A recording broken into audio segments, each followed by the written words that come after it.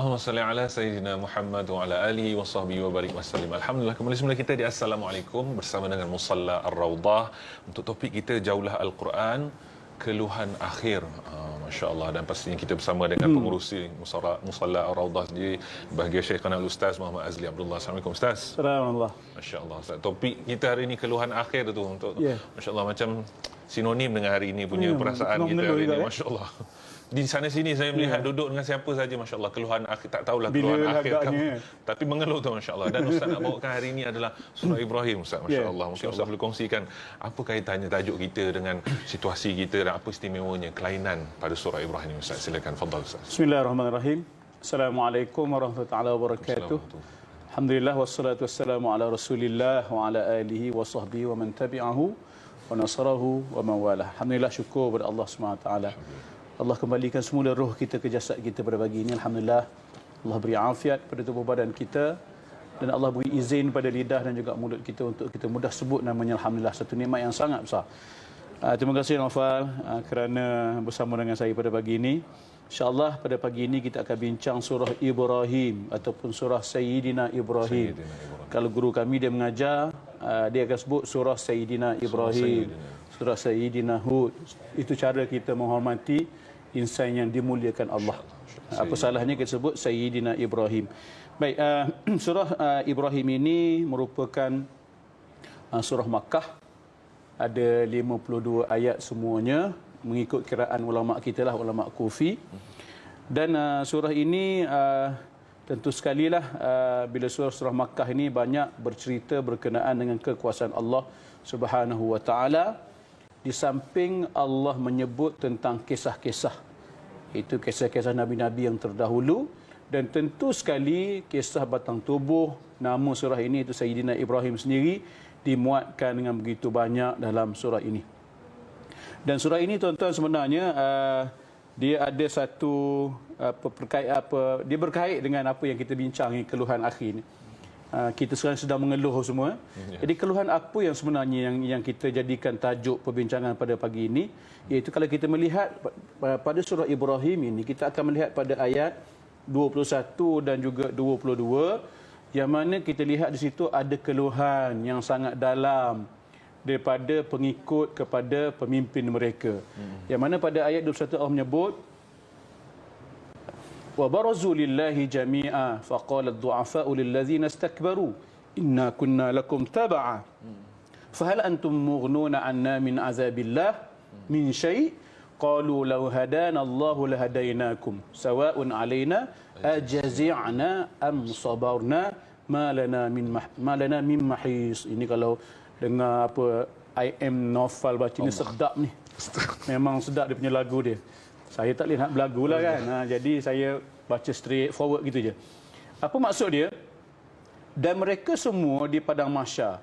Barazu ni kata ulama tafsir, bagi contoh Imam Ibn Katsir, barazu ni lah dalam keadaan kita ni tidak memakai suara benar pun. Cuba bayangkan. Dan mereka semua di padang mahsyar berkumpul untuk menghadap ke hadrat Allah. Lalu orang yang lemah berkata kepada orang yang sombong, sesungguhnya kami dahulu adalah pengikut-pengikutmu. Maka dapatkah kamu menghindarkan kami daripada azab Allah walaupun sedikit saja? Mereka menjawab, sekiranya Allah memberi petunjuk kepada kami, nescaya kami dapat memberi petunjuk kepadamu. Sama sahaja bagi kita. Sama ada kita menggelisahkan diri dan mengeluh atau bersabar, kita tidak mempunyai tempat untuk melarikan diri. Inilah disebut oleh ulama-ulama tafsir tentang bagaimana situasinya kita berada di padang mahsyar esok. Dalam keadaan kita masing-masing memerlukan pertolongan orang lain. Pada ketika itu, kita yang menjadi pengikut kepada ketua kita. Pada ketika itu, kita minta pada mereka, wahai pemimpin kami, dulu kami di dunia, kami mengikut kamu. Tolonglah kami pada hari ini. Ada setengah ulama mengatakan, dia punya detail rayuan tu sampai tak, dulu kamu masuk kat dunia, kamu janji pada kami sekian-sekian. Kamu nak kami buat sekian-sekian. Hari ini tolonglah. Tunaikanlah janji kamu. Selamatkanlah kami pada hari ini. Sampai tahap macam tu. Merayu pada siapa yang mereka ikut. Maka sebab itulah kita masih di dunia ni, pastikan kita ikut tu ikut yang baik. Jangan tersalah ikut. Maka apa jawapan mereka untuk menyelamatkan diri pemimpin-pemimpin ni, kita kata yang tak patut diikut ni? Qalu law hadanallah lahadainakum sawaun alaina ajazi'na am sabarna. Hari ni engkau orang nak mengeluh ke, nak merungut ke pada ketika Allah memutuskan keputusan pada kita ni, tak ada apa pun, kita sabar pun macam ni lah. Kita ada jalan keluar daripada masalah kita. Itu satu. Itu keluhan daripada pengikut kepada orang yang kita ikut, ketua kita. Yang tak syoknya pada ayat yang ke-22 tu ada pula yang cucuk jarum. Allah. Ada yang cucuk jarum. Allah sebut macam mana? Wa qala asy-syaitanu lamma qudiya al-amru innallaha wa'adakum wa'dal haqq wa wa'adtukum fa akhlaftukum wa ma kana li 'alaykum min sultan illa an da'awtukum fastajabtum li fala talumuni wa lumu anfusakum ma ana bimusrikhikum wa ma antum bimusrikhi inni kafartu bima asyraktumuni min qabl innaz zalimina lahum azabun alim. Inilah ayat ni kalau kita baca terasalah apa keluhan yang sangat dalam lah bagi kita. Apabila yang selama ini kita, orang yang kita ikuti, yang sebenarnya di sebalik orang yang kita ikuti itu ada bayangan lain yang lebih besar, iaitu siapa? Syaitan. Syaitan ni kata ulama tafsir, dia antara makhluk Allah yang diberi peluang untuk berkhutbah. Dia beri peluang untuk berkhutbah selepas Allah memutuskan keputusan kepada kita semua. Maka dia diberi peluang untuk berkhutbah, menyampaikan khutbah. Di dunia dia tak ada peluang. Jadi di sana esok dia diberi peluang untuk berkhutbah. Kata ulama, satu dia berkhutbah ketika selesai saja keputusan dibuat di Mahkamah Rabbul Jalil itu. Maka dia berkhutbah kepada pengikut-pengikut dia yang akan dimasukkan, dihumbangkan dalam neraka. Setengah ulama kata bila saat dia berkhutbah, ketika masing-masing dalam neraka dah. Dihimpun semua yang dengar aku nak sampai ke khutbah. Sempat tu khutbah ke? Maka dia kata apa? Ini ayatnya. Cuba tengok ayat 22. Dan syaitan berkata ketika perkara hisab telah diselesaikan. Nampak? Sesungguhnya Allah telah menjanjikan kepadamu janji yang benar. Allah janji itu benar. Innallaha la yukhliful mi'ad. Allah tidak pernah mencuaikan janjinya. Dan aku pun telah menjanjikan kepadamu, tetapi aku menyalahinya. Masalahnya aku janji macam-macam. Beginilah, engkau buat ini, kebaikan begini. Tapi sebenarnya apa yang aku sebut tu, apa yang aku janjikan tu, aku sendiri yang lawan. Allah. Okey, kemudian tidak ada kekuasaan bagiku terhadapmu, melainkan sekadar aku menyeru kamu lalu kamu mematuhi seruanku. Aku di dunia dulu tak ada kuasa pun. Yang kita kata syaitan boleh cekik lah apa semua. Tak ada, aku tak ada kuasa apa. Wa ma kana li 'alaikum min sultan, aku tidak ada kuasa apa-apa pun illa an da'autukum, melainkan ketika di dunia dulu aku ajak aja kamu. Fastajabtum li, yang kamu ikut aku kenapa? Ini kata-kata syaitan tu. Syaitan lah. Syaitan betul, syaitan ni lah. Dia kata aku ajak aja, yang kamu ikut aku kenapa? Fala talumuni, dia punya khutbah dia memang sakit hati kita dengar. Janganlah kamu cela aku hari ni, aku ni setan. Jangan cela aku. Kalau kamu cela aku setan juga. Sama aja. Jangan kamu cela aku, walumu anfusakum, tapi cela diri kamu sendiri. Maknanya apa? Kesilapan kita semasa kita hidup di dunia ialah kita mendengar seruan syaitan. Yang mana syaitan ni di belakang yang disebut ketua-ketua atau pemimpin yang jahat tadi. Kedua-duanya melepaskan diri. Pemimpin kita melepaskan diri. Kenapa dia melepaskan diri? Sebab dia pun tak boleh bantu. Dia pun perlu dia bantu. Dia pun memerlukan syafaat. Syaitan pun begitu juga. Dia kata, hari ni aku tak boleh buat apa-apa. Kat dunia pun aku tak boleh buat apa-apa. Yang kamu ikut aku di dunia tu kenapa? Hari ni sama-samalah kita hadaplah apa yang telah Allah janjikan kepada kita. Maka itulah apa kaitannya keluhan ini dengan surah Ibrahim. Dan surah Ibrahim juga ada satu keistimewaan berbanding surah-surah lain kerana kita lihat dalam surah inilah kita lihat bersempena dengan nama Ibrahim ini. Kita lihat pada muka surat 260 kita melihat beberapa doa yang disebut oleh Nabi Ibrahim bermula daripada ayat 35 sehinggalah ayat 41. Doa-doa ni mungkin sebahagiannya boleh kita amalkan, elok kita amalkan apa doa-doa Nabi Ibrahim ni. Bahkan Nabi Ibrahim ni kata ulama, setiap kali Allah menyebut nama Nabi Ibrahim dalam Al-Quran, maka Allah akan sandarkan kata-kata atau kisah Nabi Ibrahim itu dengan doa. Maknanya Nabi Ibrahim ni nabi yang banyak berdoa pada Allah Subhanahu Wa Taala. Dia merupakan abul anbiya, bapa para nabi. Maknanya sesuailah sebagai seorang bapa pada para nabi, menunjukkan contoh yang begitu baik, begitu hebat, iaitu berdoa pada Allah banyak-banyak. Memberi pengajaran pada kita, jangan sekali-kali kita lepaskan daripada diri kita ini berdoa saban hari. Antara doa yang boleh kita amalkan ialah contoh Rabbi ja'alni muqimas salah wa min zurriyyati Rabbana wa taqabbal doa ayat 40. Ataupun kalau kita jadi imam, Rabbana ja'alna muqiminas salah wa min zurriyyatina Rabbana wa taqabbal doa. Ya Allah, jadikanlah aku dan juga jadikanlah aku orang yang mendirikan salat, begitu juga zuriat keturunanku. Wahai Tuhan kami, terimalah doa kami. Amin. Ini doa yang sepatutnya kita amalkan setiap hari. Kadang-kadang kita lihat anak kita berdepan dengan masalah, bahkan diri kita sendiri. Anak kita ni lewat nak semayang, bangun lambat, cuai mendirikan solat, bahkan kita sendiri pun kadang-kadang solat di hujung-hujung waktu. Ini antara doa yang wajar kita amalkan, doa yang maksur daripada Al-Quran yang diamalkan oleh Nabi Sayyidina Ibrahim, Nabi kita sendiri, yang disebutkan, dinukilkan dalam Al-Quran. Itu istimewanya surah Ibrahim yang menyebut tentang banyak doa Nabi Ibrahim dalam surah Ibrahim ini. Subhanallah, tu dia satu pribadi yang besar, masya-Allah, dan keluhan akhir tu sangat-sangat kita risaukan. Akhirnya kita sendiri yang persalahkan diri sendiri, masya-Allah. Pemimpin pun tak mampu dan syaitan tu maksudnya tetap syaitan lagilah. Ustaz, dalam ayat 31 balik semula ke belakang sikit. Undur belakang dia. Undur belakang sikit. Allah sendiri sebutkan Rabbana qul li ibadiyallazina yuqimus salat wa yunfiqu mimma razaqnahum sirran wa alana. Waktu susah ke senang, tak tu pun tetaplah lakukan solat dan infaklah zakat harta sebagainya. Tetapi manusia ni sifatnya innal insana lazalumun kafar, daripada ayat 34 Ustaz. Sifatnya zalim dan kafir. Kufur. Boleh Ustaz huraikan lagi sikit Ustaz, insya-Allah. Baik, pada ayat 31 Allah menyebut tentang satu kewajipan yang kita kena laksanakan. Qul li ibadiyallazina amanu, katakanlah kepada hamba-hambaku yang beriman. Siapa kita lah? Kita ni orang beriman ni. Apa yang kita kena buat? Yuqimus salah. Mereka kena dirikan salat. Dirikan salat ni seronoklah kalau kita melihat penafsiran ulama. Saya sebut satu tafsiran daripada guru kami Dr. Yusri Jabbar Al-Hasani. Beliau sebut, kenapa Allah menggunakan perkataan iqamatus salah?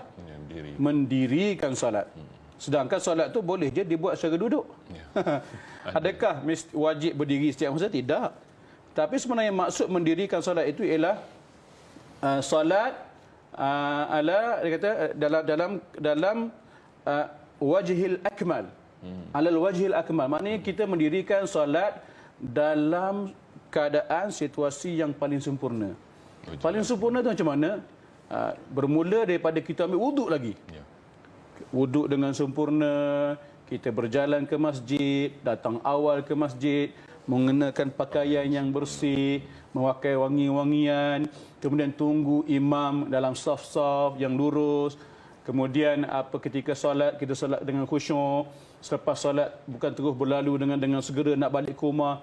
Itu bermaksud iqamatus salat, bermakna mendirikan solat. Maknanya menyempurnakan solat dalam situasi yang paling sempurna. Maknanya bukan sekadar Allahu akbar, salam balik. Tapi sebelum daripada itu lagi kita dah sebelum kan Nabi digambarkan. Bila Nabi saja nak sampai waktu nak solat, Nabi akan berubah. Seolah-olah macam tak kenal kami. Tak kenal. Maknanya begitu puan kepada solat. Seketika je, kalau kita 5 minit je, 5 pun kadang-kadang rasa lama. Dia rasa nak sumpah seganah tu imam, lama pula dia baca begini. Hari Jumaat memanglah panjang kan. Sejadah. Jadi mendirikan solat dalam keadaan yang sempurna. Itu satu. Yang keduanya, wa yunfiqu mimma razaqnahum. Mereka ni kena menginfakkan harta yang telah kami rezekikan. Allah menggunakan ayat infak harta yang kami rezeki pada kamu. Maknanya rezeki kamu yang kamu kaya, kamu duit banyak, ataupun kamu ada pendapatan sendiri tu, ataupun apa-apa pendapatan yang ada pada kamu, siapa rezekikan? Aku yang rezekikan. Jadi infakkan harta kamu. Jangan kedekut, sebab bila kamu banyak beri, banyak aku bagi semula pada kamu. Banyak yang kamu keluar, banyak yang kamu dapat. Sirran wa alaniyah, sama ada secara sembunyi-sembunyi ataupun secara terang-terangan. Bermakna ada dua gaya kita menyampaikan infak. Sama ada kita sorok-sorok, tangan kanan beri, tangan kiri tak tahu, ataupun semua tahu. Semua tahu. Sebenarnya boleh. Sebagaimana juga kita membaca Quran, sama ada kita baca terang-terangan, kuat atau perlahan, mengikut keadaan, selagi mana kata Imam Nawawi kita letakkan ikhlas tu di hadapan, itu jadi masalah. Nak baca kuat, ikhlas. Ataupun nak baca perlahan. Tapi kalau dapat baca kuat dan dapat memberikan dia memberi infak yang besar pada pendengarnya, kita ikhlas, maka itu lebih utama. Begitu juga infak, kalau kita boleh beri dengan cara terang-terangan, dengan niat yang ikhlas, kemudian dapat memberi pengajaran kepada orang lain untuk infak juga, maka itu lebih baik. Daripada kita sembunyikan, orang tak tahu, kemudian tak dapat memberi contoh pada orang lain. Jadi ini semuanya antara kewajipan yang perlu kita tunaikan, itu mendirikan salat, menginfakkan harta, sama ada yang wajib ataupun sunat, sama ada secara rahsia atau terang-terangan. Sebelum datang kepada yaumul la bai'un fihi wala khilal. Hari yang tidak ada untung jual beli, tak ada saudara mara lagi dah. Nak tolong. Masya-Allah, masya-Allah. Ini intisari yang masya-Allah, yang pastinya banyak manfaat yang kita boleh dapatkan, dan katanya banyak lagi yang kita boleh belajar pastinya daripada buku Tua The Quran, Ustaz, insya-Allah. Insya-Allah. Dan kita nak tahu Ustaz, katanya ada tawaran daripada Musalla Ar-Raudhah ni sendiri untuk memiliki 2 buku, katanya selain daripada Tua The Quran, buku 40 hadis perjuangan ni juga, Ustaz. Boleh kongsikan? Baik, kita bawa bersama pada hari ini buku Tua The Quran, iaitu kita kata intisari ataupun ringkasan kepada 30 juzuk Al-Quran, dan juga 40 hadis perjuangan yang menyebut tentang hadis-hadis perjuangan hidup kita sebagai orang Islam. Kedua-dua ini boleh dibeli sambil menderma. 50% daripada pembelian buku ini terus disumbangkan kepada pembinaan Musalla Ar-Raudhah. Buku Tua The Quran itu harganya RM60. Buku 40 hadis perjuangan yang ditulis oleh mantan YDP Yadim itu RM50. Yang Tua The Quran itu ditulis oleh yang ada depan tuan-tuan ni lah. Itu adalah ringkasan 30 juzuk Al-Quran. 40 hadis perjuangan itu hadis-hadis pendek yang berkaitan dengan perjuangan hidup sebagai seorang Muslim. Kalau tuan-tuan berminat, boleh call lah nombor tertera hotline kita. Tertera di Kaca TV, insya-Allah. Baik Ustaz, boleh kongsikan juga sebab dermawan hartawan di luar sana ni insya-Allah tak sabar insya-Allah nak tahu perkembangan terkini macam mana Musalla Ar-Raudhah, Ustaz. Alhamdulillah setakat ini Musalla Ar-Raudhah telah pun 70% siap. Alhamdulillah, dan nampak bangunannya. Cuma kubah belum dipasang. Kubah dijangka pada 27 November akan masuk.